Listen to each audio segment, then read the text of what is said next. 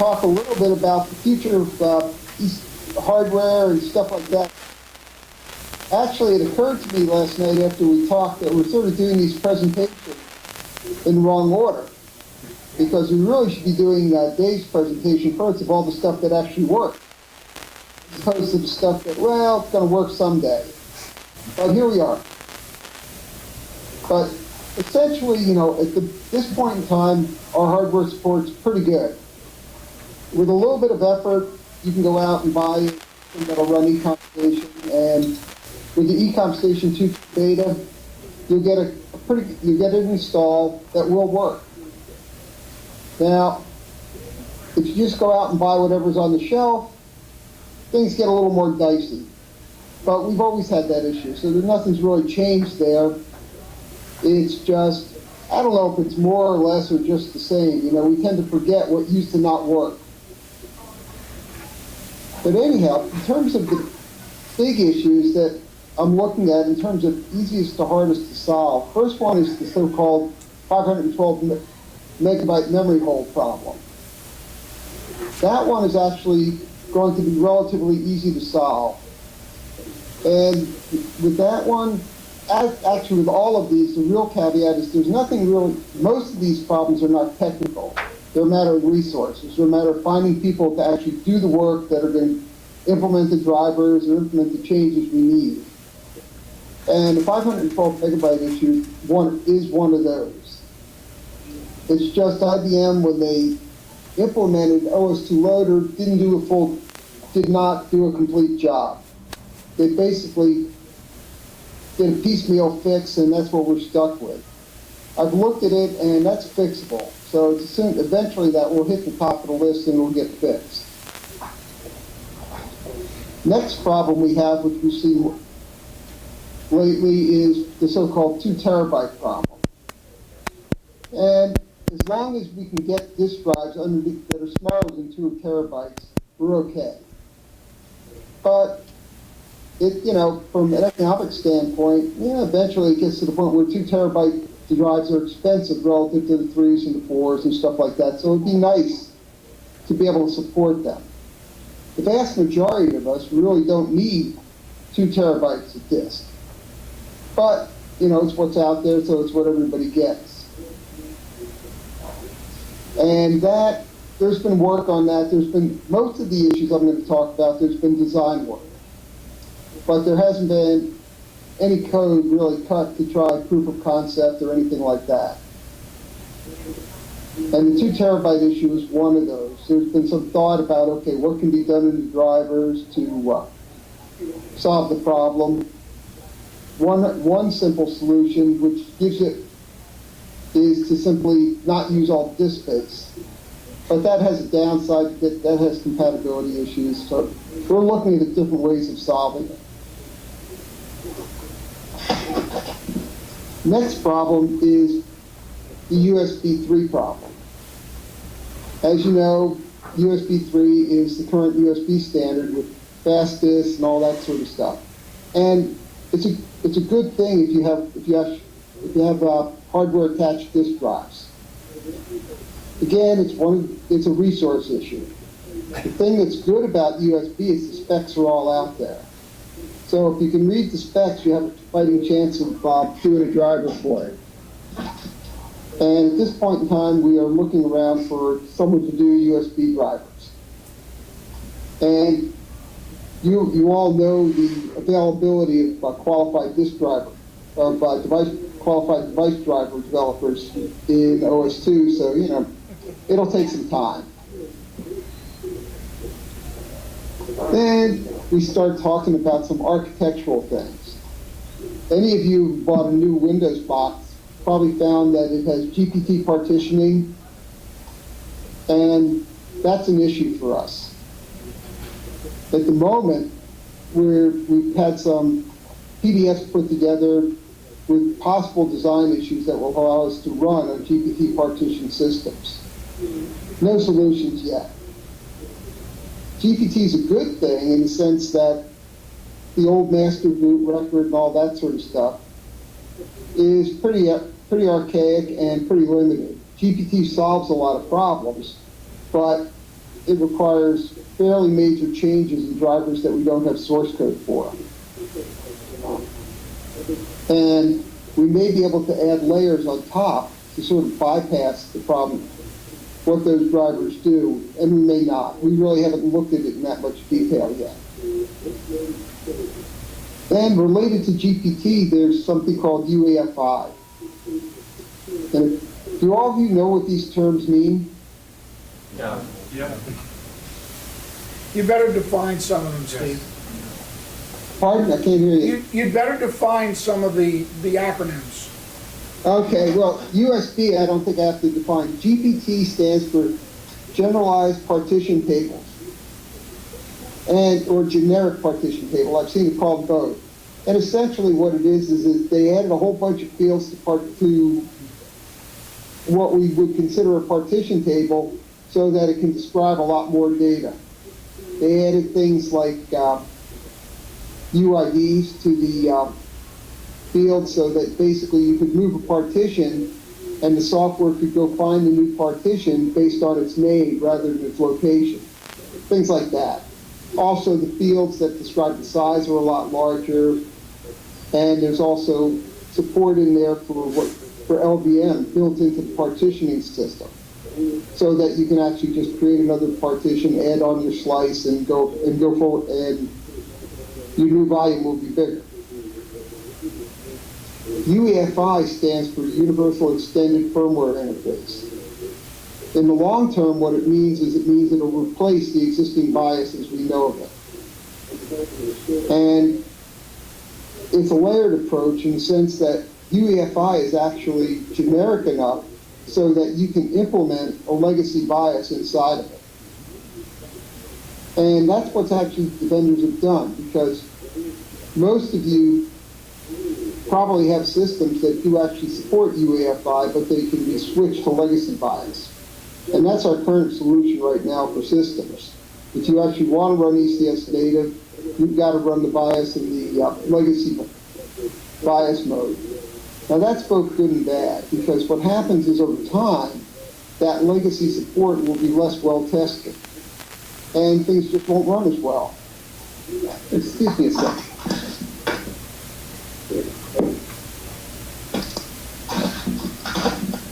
Cut down the background noise a little bit. Now, we've already seen evidence of that. For instance, some of you may have been afflicted by what we call the Screen 01 trap. On some newer systems, when you try to boot the ECS 2.1 installer, you get a trap in Screen 01. And that was caused by basically vendors taking out certain BIOS support that OS2 assumed was there.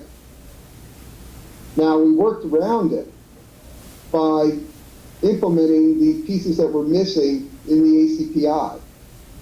And now that ACPI is stable, that's sort of a non-problem. Now, if somebody has a need for running a non-ACPI based system without this BIOS right now, we have a solution, but no one's needed it yet, so we really haven't implemented it. In most systems these days, everybody has 2 and 4 cores, so that demands that we run ACPI. The only ones that are not going to really want are industrial systems where they're single core, they have small and low power for one reason or another, and for one, they can't run ACPI. But usually, it's a very few customers need that. So it's not something we've actually focused on a lot. Then there's the wireless NICs, another problem we have. At this point in time, we're finding a lot of new wireless NICs show up that we can't support with GenMac. And that's going to require porting a driver or implementing wireless driver somewhere down the line. This is probably easier than it was in the past in the sense that we can use the knowledge base of Linux for implementing our drivers. In the past, all we really had was the Windows stuff, and that was always closed source. Now that we have more open source driver sources available to us, we have the opportunity to use that. That's both good and bad. The good part is the source is there. The bad part is that the Linux driver model is quite different than the OS2 driver model in certain areas. So it just makes it hard to port. Another aspect is that the Linux driver model is always 32-bit and ours is 16-bit mostly. And David will have more to say about that later. And then finally, there's the SATA drive problem. SATA 3 is coming along, and it's really not a problem for users. In the sense, if you buy a SATA 3 drive, the spec requires that it operate as a SATA 2 drive. So we can run it just fine, and it just won't run as fast. And for most folks, that's fine. You actually won't notice a loss of speed because you're not running this drive at full speed anyhow. And that's, like that's the top of my list. And those are the ones, that I've thought about a little bit in the near term. There's always a lot of other things that would be nice. Like Lewis has this scanner that's supposed to be the USB keyboard equivalent, and it doesn't work. And I get a feeling we're going to go spend, I'm not sure if he fixed it yet, but if it's not fixed, I have a feeling we're going to spend a little time with it after Warpstock. But there's all these little USB gadgets out there that we have more or less support for. One of the things which everybody would like is good USB camera support. And David will have more to say about that later, but up until now, we really don't have USB camera support. Nor do we have the application support for it. Now, that's something, again, there are things coming along that that'll help us there a little bit. And then, there's every now and then, I'd like FireWire. I'm not sure why, but I'd like it.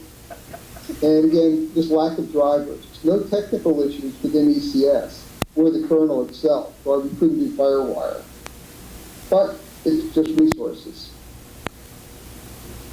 And that's pretty much my top 7 or 8 items. I could go on and on in terms of those, but those are the real barriers because those are the things that either are going to give you, and when you purchase a system, it'll simply stop you from using Ecom Station on it, or they're really things that are on the high and the nice to have list. So, any questions? I can't believe that no one in the room has a question. Has there been any thought to Bluetooth? Got to speak a little louder. I'm having a little trouble hearing. Bluetooth. Bluetooth support, Steve. What support? Bluetooth. That's coming through blurry. All right? How's this? Bluetooth. Oh, Bluetooth, yes, that. Bluetooth, yeah. I don't know why I didn't add that on my list. Maybe because the little thing I'm talking at here doesn't do Bluetooth. No, it must. I probably just don't know how to use Bluetooth on it. Yeah, Bluetooth would be nice. Although in most cases, for what we use ECS for, you can get by with a USB solution. What sort of Bluetooth devices would you actually like to use on ECS? Headset. Definitely headset. Okay, for audio and stuff. But then we have USB headsets, right? Or did they go the way of the Dodo while I wasn't watching? They went the way of the Dodo about 5 years ago. And the other one is Well, I've got my built-in headsets here, so,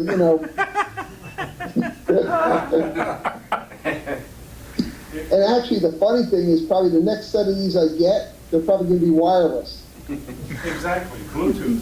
Bluetooth. Yeah, the latest ones, instead of having to do adjusting them, well, it used to be you had to take them apart to adjust them. Then now what they have is they have an interface in the battery compartment that the audiologist plugs into when they adjust them. Now the current generation, they've got wireless, so you don't even have to touch them to adjust them. Plus, they do Bluetooth and all that sort of stuff, unfortunately for us. Yeah, Bluetooth, again, one of those things that That's just a we driver issue, there's no can technical help reason. inmates. Right, We've got right. to find someone who drives the drivers. Could you go into a little more detail about the plan, at least the strategy for dealing with UEFI? A little bit. It's been a while since I actually looked at that in detail. Basically, the thing that UEFI provides is a form of encapsulation, so that essentially your UEFI bias can load a secondary bias. And now that requires sort of GPT along with it. Essentially, the UEFI loads a GPT partition, which contains code that'll become your legacy bias. And then from that point on, that code your legacy bias is probably going to have to talk, basically act as a compatibility layer to the UEFI bias. But for all intents and purposes, the upper level software would think it's talking to a legacy bias. And most of the other thing with the bias too is for most purposes, we really don't use it for booting. The bias is not really used that much until once you actually get booted up. Now there's one caveat there, and that's Panorama. Because Panorama depends on the Visa bias, which is something else I haven't mentioned. And that's probably something to keep in mind. Right now, Panorama runs on the Visa bias. Now, it's hard to know when and if the Visa bias has become a legacy piece of software that vendors don't support anymore. It doesn't look like it's going to happen anywhere within the next 4 or 5 years, because they need something in there to drive the video when they boot up. And the Visa is probably as good a solution as any. Okay, thank you. Anyone else who's got a question? So for the scanner, Loader. will the Twain interface work in ECS? The Twain interface does work in Yes, ECS. It does work in ECS. Yes, but that's not my scanner problem. My scanner is a magnetic card reader scanner, which Right. should appear as a standard keyboard interface device. Works without anything special in Linux and in Windows. Put it in OS2, it reads the card, it blinks, and no data gets passed. Yeah, what that's going to require is sure sticking that's a little just sucker on a not being system with a enabled. kernel debugger, or maybe a system with USB calls, where we can actually see the data and figure out why it's getting dropped. Yeah, Yeah, right now we can't even see what it's reading when it goes through the reader. So that's where that one sits. But as far as image scanning, Twain interface works fine. it does, and actually our scanner interfaces with Sane and Tame are actually fairly good. It sort of would be nice if the author hadn't lost his source code. But That's a recurring theme. yeah, everybody, probably every programmer does it somewhere along the line, but OS2 programmers seem to do it more often than not. I've known of dozens of folks, dozen of OS2 applications, the source is just gone. Now, it's not like there's not a lot of source out there, because I don't know, how many of you have seen what the new GitHub with all the OS2 open source software? I've got one hand up, 2, 3, 4. And for the view, why not? I know. That's why you guys should know. You guys do know that I own the Warp Cave domain, Yes. and there's a reason for that. Now, what Martin Interbidi has taken upon himself to collect as much OS2 source applications, as many as OS2 applications as he could, and convince the authors to open source it. And that's all available on GitHub. So any of you that can code, that have a little something you want to actually do, you might want to look there and see if there's something close already. Where is it? GitHub. GitHub. GitHub. GitHub GIT. OS2 World. Yeah, Martin's been doing a lot of good stuff, you know, nothing to do with hardware, but things that are nice infrastructure things. And I'm not- But OS2 does allow, TCS to allow you to, the rest of them don't. But Martin's slowly been rebuilding the OS2 Easy Wiki and a whole bunch of things like that. So that if you need resources, actually there's a lot of stuff that you used to have to go hunt for that are now in one place. And GitHub is another. Now for GCC-based apps, the place to go there is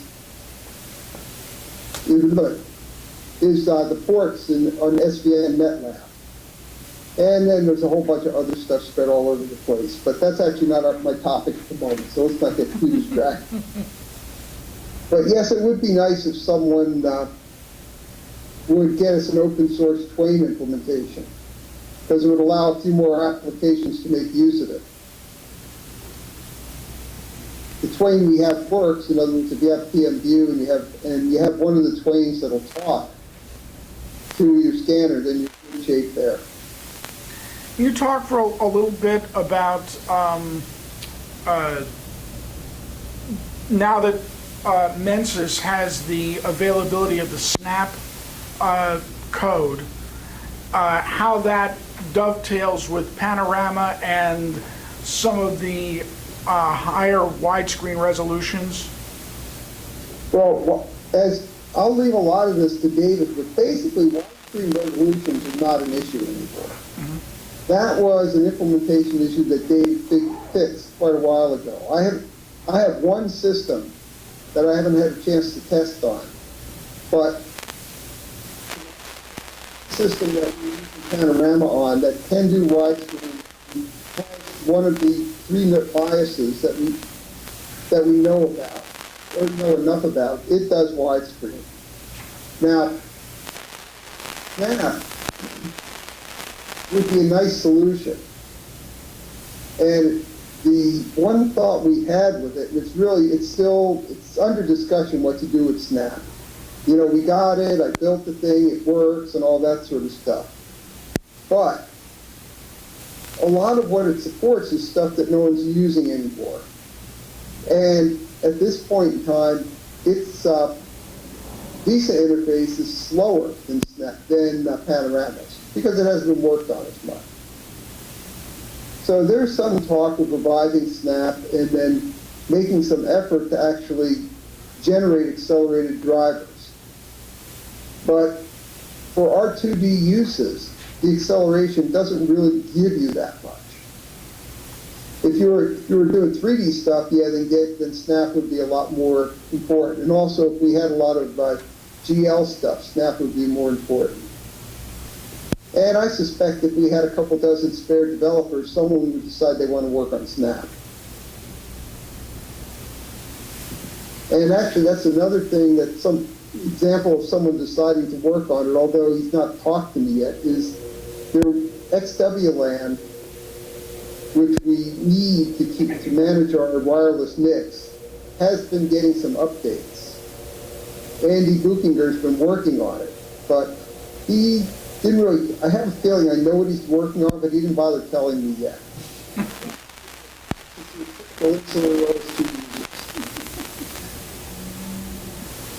Like Roy, I see him once a year. Well, I'm quiet. Otherwise it's by Skype. And most of you wouldn't even know him from email. Anything else? Mozilla? Mozilla. Mozilla, well, that's coming along. The folks at Bitwise Works are starting to make progress towards actually getting it working.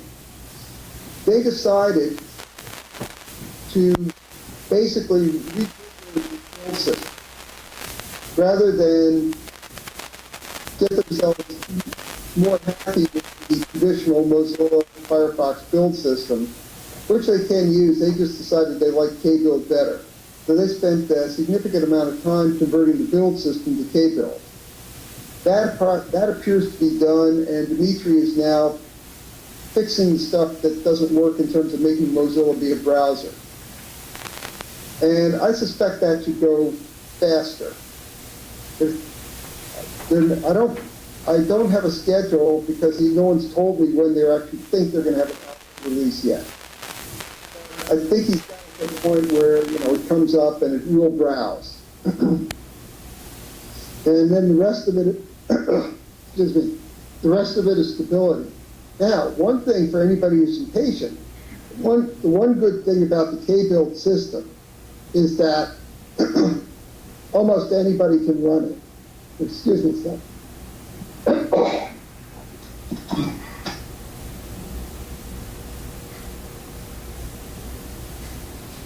Still alive? It's quite a shout there. I have to, Feeling better? I don't know. I got the frog. Probably talking more than I have in 2 weeks. Although that's not really true. It's the same talking. Now, the benefit of the new build system is probably anyone in here could download K-build from NetLabs and build Mozilla. The benefit of the traditional AutoConf, Automate type build system is that it runs everywhere. And it runs fairly well on our system, but it just doesn't really run as well because it's not maintained to the same level. And when they make changes, the developers that are making changes on the Linux side don't always think about us. So that's the problem. K-build is, the way is not OS2 only, but our build is highly tuned for OS2 because when Newton did it, he was very much focused on OS2. It actually runs on multiple platforms too because Newton wanted it to, but essentially it would be two downloads and you'd be able to build the thing. The prerequisites are all there and all that sort of stuff. So hopefully what that means is that once we sort of get stability out of basic stability out of Firefox, that other folks will be able to build it. One thing is with Dave Yeo, who's been doing the most of the builds up until recently, has said is that he plans on doing a CMonkey build. Because at this point in time, the folks at Bitwise work are not really interested in CMonkey. And so Dave will be, hopefully what will happen is the K-build system, while it means you can't go build as easily on other systems, it'll make our builds a little easier. And that's to be seen. It's a little early. I think we're probably, if I had to guess, I'd say we're probably a month out from seeing a public release of Mozilla, of something that other folks can use other than Dimitri. What version? Steve is referring to a current version, correct? 4 or whatever. Steve? No, it's Yeah, well, this will be, 19? yes. 17. Yeah, building against 17 ESR, which is the current ESR. Now, the way they're doing it, they will be able to, I don't know if they're going to be able to do the daily builds, but they should be able to keep up with the ESRs a lot easier. Because one thing is in the past, when we built Mozilla, and stop me if I say things you don't understand. In the past, the way we built Mozilla, it was based on a Mercurial repository.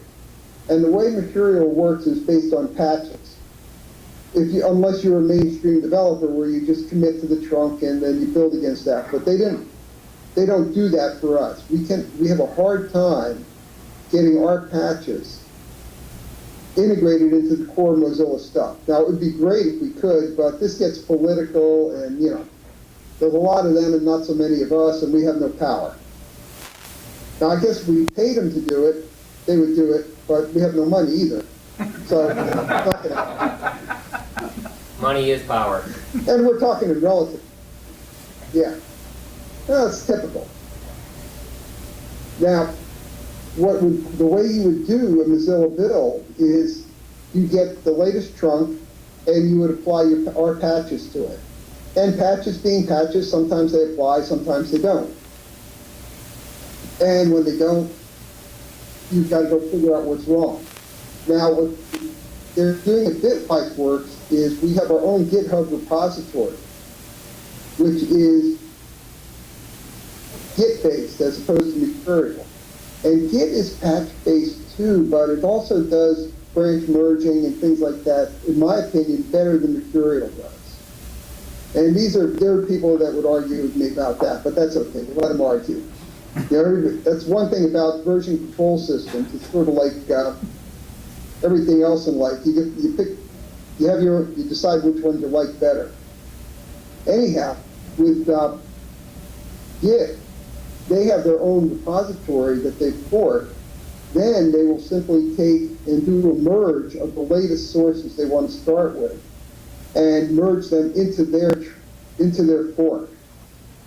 And that hopefully will be easier than maintaining patches. Because there will be conflicts. There won't be cases where the Mozilla folks make changes that are not compatible with changes we made. But hopefully it'll just be less work to do the merge. Now, it'd be really nice, you know, if we could do daily builds weekly or something like that. But we'll see. You know, it's all a matter of resources. Basically, if I had to guess these days, I haven't built Mozilla myself in a couple of years, but back then, it took about 2 hours to build on a relatively hefty machine. And I'm assuming that since Mozilla is a lot bigger now, it's going to take on that range. And we're talking, you know. So when you start talking about resources, it's not just people resources. The problem is while you're waiting for a build to happen, you can't do anything else. So you almost have to have a separate person working on each of these versions that you want. And there's also, you know, the edit, compile, fix cycle. And we do have some issues debugging Mozilla. It's gotten so large that our executable format is being strained by some of the DLLs. But I think we can fix that. I think that's something that one of the benefits of having your own build system is that if we want to rejigger which DLLs some of the sources go in, it's easier to do having your own repository than it is and your own build system than if you have to basically use the same build system everybody else does. Now, a sidelight of Firefox is also Flash, which means Odin. And that's actually been running fairly well for us, at least in my experience. You know, Flash is hard to stable, but it's apparently not 100% stable on other platforms too. And also, some of the technical changes that are going into the ESR bill. Some of you who follow this stuff may have heard of the ITC technology. Essentially, what's going to happen is things like Flash and all that, they're going to run as separate processes. So if they die, they'll die on their own, and they won't take the whole browser down. Yeah, that'd be nice. And that'll be nice. That should help us a little bit. In terms of Flash versions, we're pretty up to date there, but you know, it wouldn't hurt to have a new Flash version. Steve, can you give us any insight on the status of OpenOffice at this point? That, you know, it's weird. As far as I know, we have running builds, but no one's announcing them for testing. You know, and I'm not sure why. One of the problems we do have is our chief evangelist, Roderick, has sort of been a little under the weather the last couple of months. Got a nasty little thing, and that's one of the reasons he's been a little silent. It's not that he's any less interested in ECS, he just hasn't been 100% healthy, so his energy level's been a bit drained. And I think that's also something that has caused a little bit of slowdown in the whole release cycle. Because he's pretty good at pushing this stuff along. And without him there, things tend to stagnate a little bit. You know, we all go off and do what we want to do rather than maybe what's best for the project overall. But he tells me he's getting better, so hopefully over the next couple of weeks we'll see his face a little bit more. How about our Java technology? Java, we're probably better off with Java than anything else. You know, we've got the latest, greatest Java 1.6. It runs. Now, Now 1.7's coming along, but I'm not sure that 1.7 is pervasive yet. You know, obviously there's folks that are using it. But in terms of, I don't know of any applications that require 1.7. But I'm not paying that close attention to Java. Now, what kind of applications can we run? Like server-based applications that run in a JVM, or just client-based? Server-based stuff is that we don't have things like BOSS and JBoss and all that sort of stuff to run it on. But the stuff will run. Okay. Why not? That's all Java, isn't it? That's stuff like Tomcat. And as far as I know, what's that replacement for Struts that they came out with? All of that stuff, there's no reason it shouldn't run. Okay. Except that it has to test it, and someone has to have a need to test it.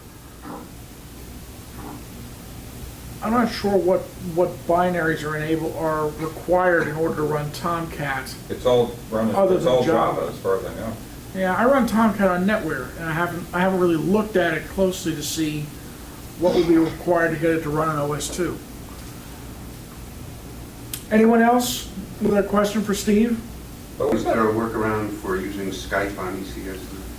There is no workaround for using Skype on ECS at this point. I'm going to look at a Java implementation of Skype that was built for the Symbian system.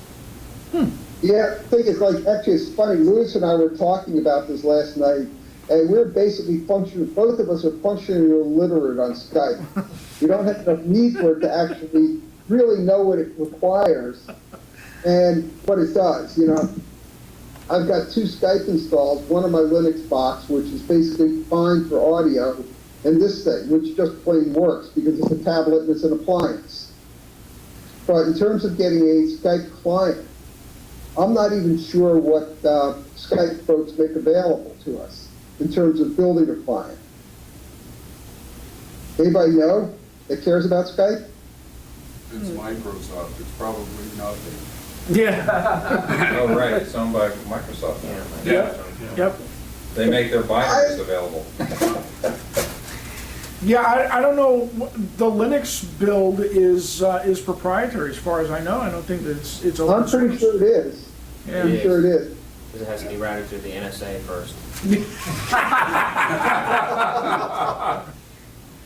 Yeah, and it's not like the instant messaging protocols where that stuff's all been reverse engineered or the vendors have actually decided to make it available. And it seems like actually it's funny, it seems like the interest in instant messaging has gone away because no one's complaining that the developer never finished the sucker that he was building. But this, hard to know. I'm actually not even sure how pervasive Skype is. I guess it is. Like, how many of you use it daily? Daily? Daily?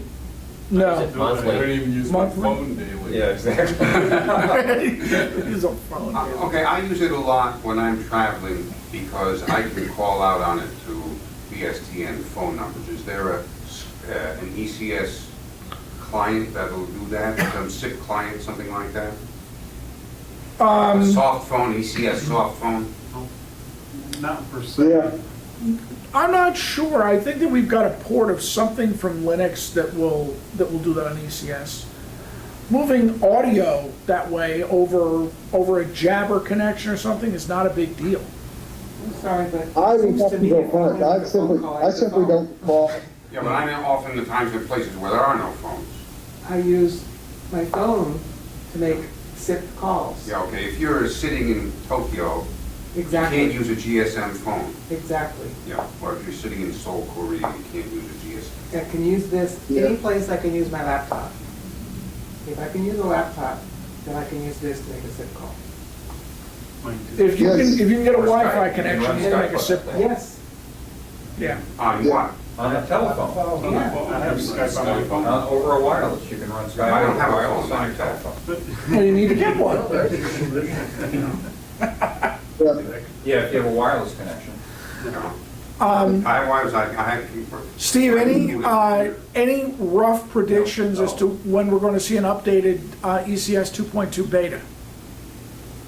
I think a lot of it depends on when Roger gets back up to full speed. You know, I don't, in terms of the state of the repository that we build the beta off of, all of the known issues, the showstoppers, they've all been fixed. In other words, what I've done for the SCOA guys, you guys are all remote, so you don't get to see what we do every month at SCOA, but I built updated 2.2 betas because I have the capability of building the DVDs myself, or the ISOs, I should say, and the DVDs. And those are fine. In other words, the things that were showstoppers, like we had a couple systems that wouldn't run ACPI on the last 2.2 beta. And there's been some driver updates that make certain things work better, and those things have gone into the repository. What's not in the repository are some of the things that David's going to talk about, which are his latest refreshes to the various drivers he's building. And those are sort of a requirement for there's no reason to put the beta out without those in there. However, those aren't really, there's what I call SIP additions. They're not changes to the way the installer works and things like that, so it's not, we're really not going to cause regressions with that, because basically everybody that used to work with the USB driver that we know still work with the USB drivers. The latest USB drivers Davis put out. Now, for those of you who haven't been following along, there's actually two sets of USB drivers out there, and David will talk about them. There's Lars, who's basically our research scientist. He does the experimental ones. And eventually we pull what works out of his experiments into the ones that David's doing. But he'll talk about that more later. But in terms of time, you know, it's hard to put a number on it, because if Roger hadn't been sick, I wouldn't be surprised if we were done already. You know, we wouldn't have had some of the latest, greatest drivers in there, but, you know, engineering's like that. At some point in time, you got to say it's good enough and just put the release out and figure, okay, the other stuff will come in the next release. But I just don't really know. You know, Roger's been at work a little bit, but he's still not back to full time. And the unfortunate thing, of course, is that he doesn't get to work on ECS full time either. If he was working on ECS full time, we'd get faster progress. But that's the classic resources game. But the thing I will say is that if you have a system that you want to run E22 on, make sure you get the latest beta and report what doesn't work. Because if you don't report it, it's unlike you can't be sure that someone else has the same problem. How do you get the latest beta if only you build one? Do we have to go to California? I'm sorry, I can't hear you. How do you, go ahead. What David was saying was, how do we get the latest beta if you're the guy who's building an updated beta? Do we need to go to California to get one? I'm talking about the general release ones. Oh, okay. Gotcha. Because those are that with, for example, with those, you can take that latest beta, install it, and then upgrade your USB drivers, and then you'll be at the same source level that the repository's at. It's just, and the same thing, update your ACPI. But what we're interested in knowing is, okay, I chose this set of options, and the installer failed. Because, you know, a lot of options. And you can only test so many yourself.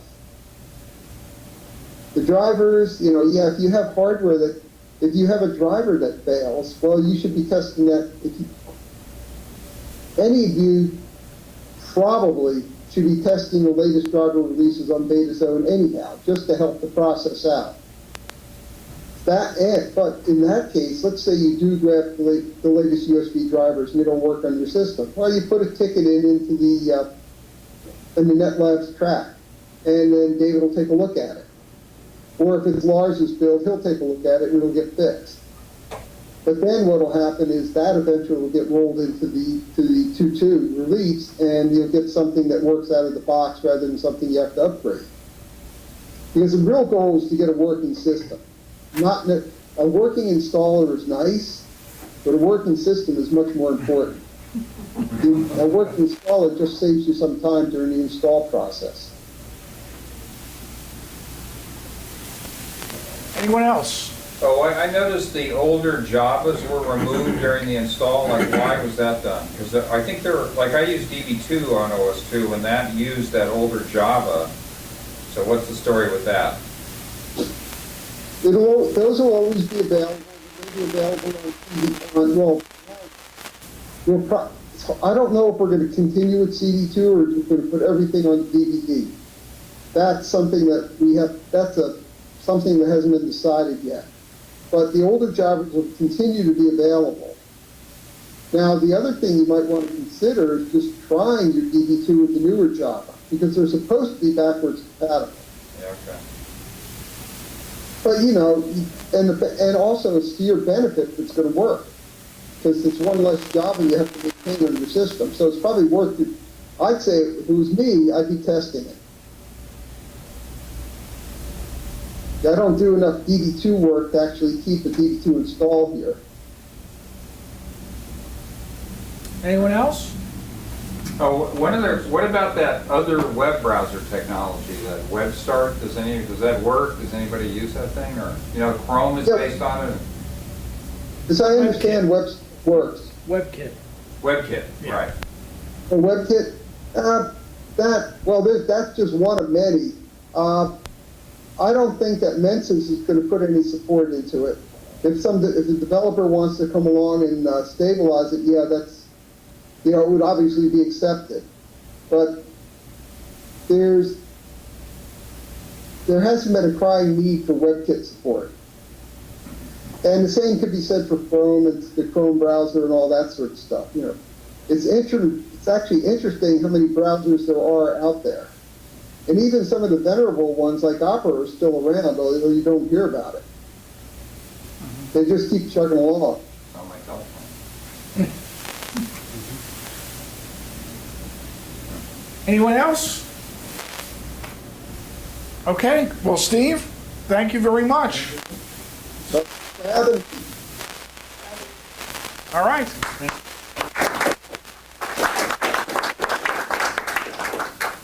maybe next year if my wife isn't walking like a penguin anymore, it's there.